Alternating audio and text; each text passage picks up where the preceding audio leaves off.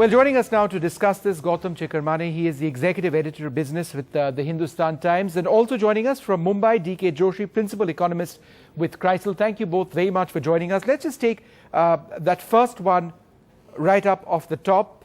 Do you make investment decisions in stock markets according to budget announcements is what we'd asked.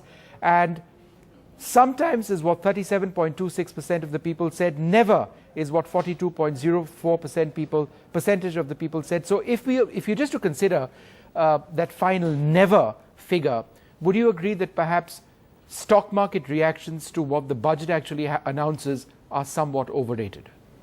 Yeah, there are a lot of noisemakers who affect the impact the budget, and a lot of watchers who see where the Sensex has gone and where the Nifty has risen and fallen. But it's very, very heartening to see that 2 out of 5 people they do not invest on the basis of the budget. This shows a maturity that they are investing in the long term.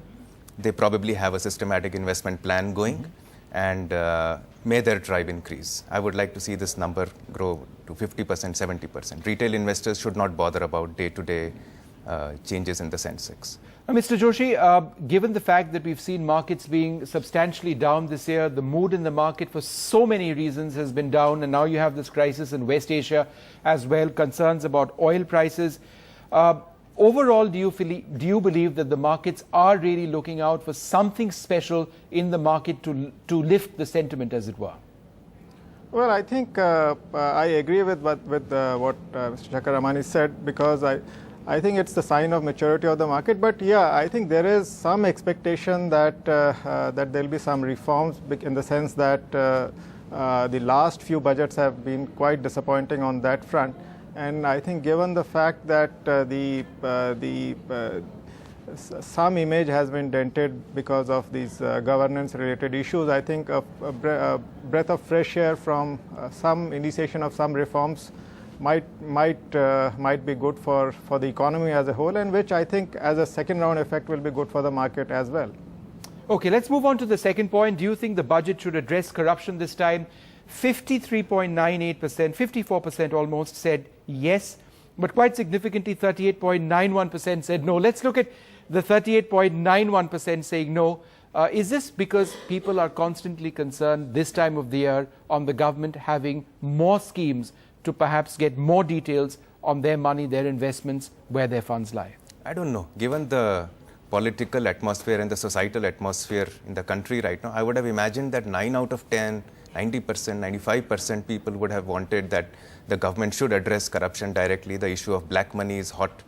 I'm very surprised that 2 out of 5 people are still saying that they do not want the government to, or the budget to address. So there could be either two things. One, that this is a larger issue of governance, and therefore the budget, it's an issue which is bigger than the budget. And two, maybe they are part of the black money fraternity. Well, black money has been in the news for all the wrong reasons today. But I must ask you, Mr. Joshi, when one speaks about a significant step forward that the government can take in fighting corruption as far as the budget is concerned, could you point out some areas where they might be interested?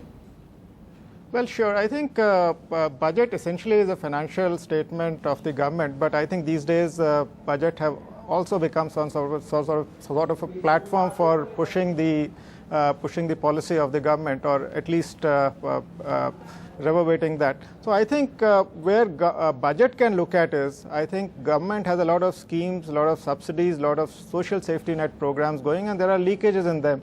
At least to begin with, I think they should address these issues. I think make these programs more effective. I think that's where the budget announcement can play a role. All right, and yeah, go ahead. Yeah. I think if Mr. Pranab Mukherjee is serious about tackling black money, what the budget does offer is to look at how property deals are structured. While property is a state subject, the income that a person gains with it is a central subject. It's an income tax issue. I think better enforcement of how the property deals are conducted and how the money flows into the bank and how much flows into the bank is one area where Pranab Mukherjee could help finish